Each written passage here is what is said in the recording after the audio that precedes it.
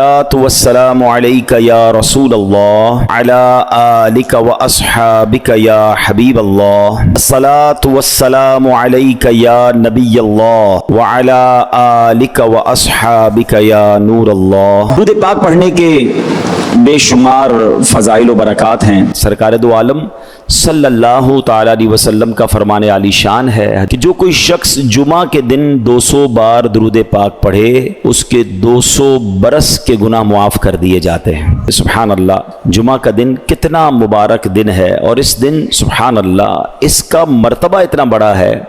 علماء فرماتے ہیں کہ جمعہ کے دن اگر کوئی ایک نیکی کرے تو اسے 70 نیکیوں کا ثواب ملتا ہے۔ ہمیں اس دن تلاش کر کر کے نیکیاں کرنی چاہیے، درود پاک پڑھیں، تلاوت قرآن کریں، ہو سکے تو جمعہ کے دن سورہ یاسین پڑھیں۔ صلو علی الحبیب صلی اللہ تعالی علی محمد صلی اللہ علیہ وسلم۔ ایک بار سرکار دو عالم علیہ الصلوۃ والسلام سے ایک صحابی نے سوال کیا، حضور آپ میرے لیے سب سے زیادہ خطرناک چیز کس کو سمجھتے ہیں؟ سب سے زیادہ کس چیز کی احتیاط کرنی چاہیے؟ حدیث کا خلاصہ عرض کر رہا ہوں۔ نبی پاک نے اپنی زبان کی طرف اشارہ کر کے فرمایا اسے صبح ہوتی ہے نا، حدیث کے الفاظ ہے جس کا مضمون ہے کہ ساری باڈی پارٹس زبان سے کہتے ہیں اے زبان تو سیدھی رہے گی تو ہم بھی سیدھے رہیں گے، کیونکہ ہم تیرے تابع ہیں، اور تو ٹیڑھی چلے گی تو ہم بھی ٹیڑھے ہو جائیں گے۔ فار ایگزامپل کوئی بندہ اچھی باتیں کرتا ہے، میٹھی باتیں کرتا ہے، پیار سے باتیں کرتا ہے، لوگ کیا کرتے ہیں؟ اس کے ساتھ اچھی بات کرتے ہیں، اس کو تحفہ بھی دیتے ہیں، ٹھیک ہے نا؟ اور کوئی زبان سے گالی گلوچ کر رہا ہے، برا بھلا کہہ رہا ہے، بری باتیں کر رہا ہے، تو لڑائی ہو جاتی ہے۔ لڑائی ہوتی ہے تو مار کس کو پڑتی ہے؟ زبان کو یا باڈی کو؟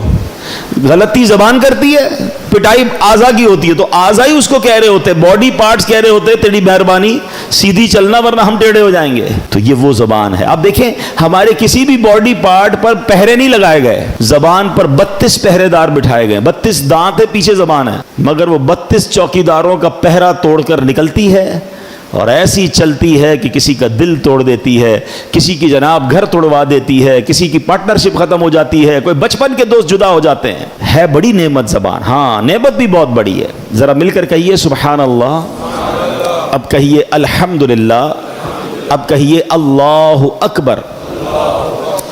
جب میں نے آپ کو یہ وظائف پڑھائے تھے تو ہماری گھڑی میں 2:43 تھے، اب بھی اتنے ہی ہیں، یعنی 1 منٹ بھی پورا نہیں ہوا، مگر بیٹھے بیٹھے ہم سب نے سبحان اللہ میرے نبی علیہ الصلوۃ والسلام کی حدیث کے مطابق 3 جنت میں درخت لگا لیے ہیں۔ نبی پاک فرماتے جو ایک بار سبحان اللہ کہے اس کے جنت میں درخت لگ جاتا ہے، ایک بار الحمدللہ کہے جنت میں درخت، ایک بار اللہ اکبر کہے جنت میں درخت۔ آپ درود پاک پڑھیں تو ہر درود پاک پر 10 نیکیاں، 10 نامہ اعمال میں نیکیاں لکھی جائیں گی، 10 گناہ معاف، 10 درجے بلند ہو رہے ہیں۔ زبان سے ہی نیکیاں ہیں نا، وداؤٹ اینی ایفرٹ، کوئی محنت نہیں ہو رہی، نیکیوں کا انبار لگی جا رہا ہے۔ کلمہ پاک پڑھیں، حدیث پاک میں آتا ہے افضل الذکر لا الہ الا اللہ، پڑھتا جائے بندہ کلمہ پاک، اتنی نیکیاں میں کم۔ قرآن پاک پڑھیں، ہر لفظ پر نیکی مل رہی ہے، ہر حرف پر نیکی مل رہی ہے۔ یہ وہ زبان ہے، مگر یہی وہ زبان ہے کہ جب گناہ کے لیے چلتی ہے یہ جھوٹ بولتی ہے۔ فرمایا بندہ جب جھوٹ بولتا ہے تو اس سے اتنی بدبو نکلتی ہے کہ رحمت کا فرشتہ 1 میل دور ہو جاتا ہے۔ جب یہ زبان دل آزاری کرتی ہے تو گناہ کبیرہ ہو جاتا ہے۔ وہ کہتے ہیں نا تلوار کا وار وہ سہا جا سکتا ہے، وہ بعد میں ٹھیک ہو سکتا ہے، مگر زبان کا وار پھر ٹھیک نہیں ہوتا ہے، دل کرچی کرچی ہو جاتا ہے۔ خدا را زبان کا تقویٰ یہ ہے کہ اس کو حرام سے بچائیں۔ یہ زبان جنت میں بھی آپ کو لے جا سکتی ہے، یہی زبان جہنم میں لے جا سکتی ہے۔ شریعت ہمیں باؤنڈری دیتی ہے، بڑا پیارا مذہب ہے ہمارا، خوشی منانے کا بڑا پیارا انداز ہے۔ خوشی منائیے، کس نے منع کیا؟ اچھا کھانا پکائیں، کھلائیں، سب کو کھلائیں، لباس جائز پہنے، اوکے، مگر اس لیے مہنگا لباس پہنوں کہ دوسروں کو غریب دکھاؤں، دوسروں پر تکبر کروں، یہ اجازت نہیں ہے۔ اسی طرح غم میں آپے سے باہر ہو جاتے ہیں لوگ، اللہ نہ کرے کسی کی میت ہو جائے، ایسا آل فال بکتے ہیں، ایسی باتیں منہ سے نکالتے ہیں کہ بندہ گھر میں میت تھی، بڑا واقعی پرابلم ہے، مگر ایمان چلا گیا یہ تو اس سے بھی بڑا پرابلم ہے نا، ایمان سے بھی ہاتھ دھو بیٹھتے ہیں۔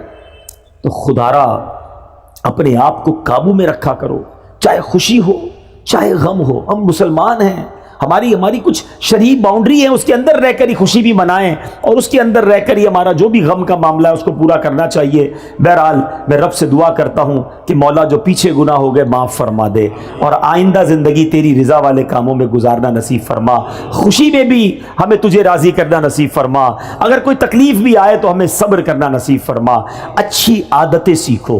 نبی پاک فرماتے ہیں رجب اللہ کا مہینہ ہے، شعبان میرا مہینہ ہے، اور رمضان میری امت کا مہینہ ہے۔ بڑے پیارے مہینے کنٹینیو سیکوینس کے ساتھ آ رہے ہیں، گویا رحمتوں کی برسات آ رہی ہے۔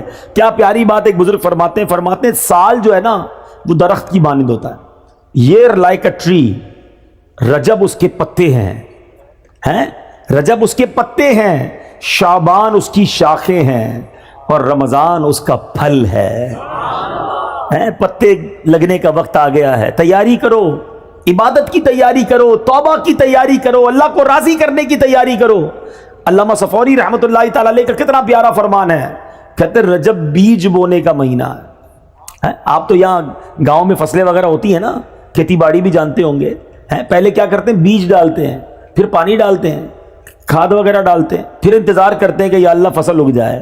کیا پیاری مثال دی، فرمایا رجب بیج بونے کا مہینہ ہے، شعبان ان بیجوں پر پانی ڈالنے کا مہینہ ہے، اور رمضان فصل کاٹنے کا مہینہ ہے۔ فرماتے جو رجب میں عبادت کا بیج نہیں بوئے گا، شعبان میں ان بیجوں پر اپنے آنسوؤں سے آبیاری نہیں کرے گا، وہ رمضان میں رحمت کی فصل کیسے کاٹے گا؟ رجب کی پہلی رات آتی ہے نا، اس رات سبحان اللہ جو دعا مانگی جائے اللہ کی رحمت سے قبول کی جاتی ہے۔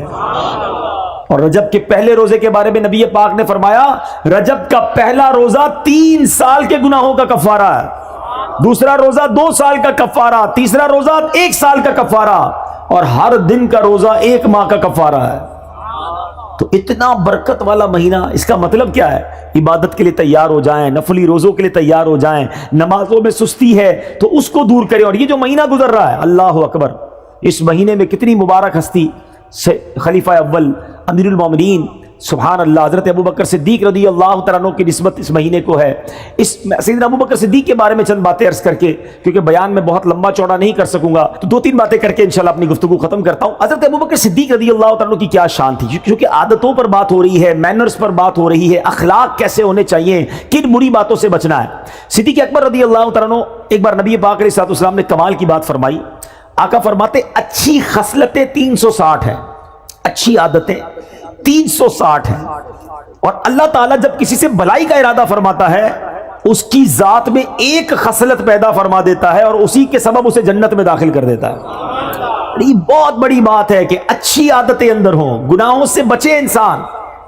اب صدیق اکبر رضی اللہ تعالیٰ تو کمال ہے نا، سوال کیسا کر لیا کہ حضور کیا کوئی ایسا بھی ہے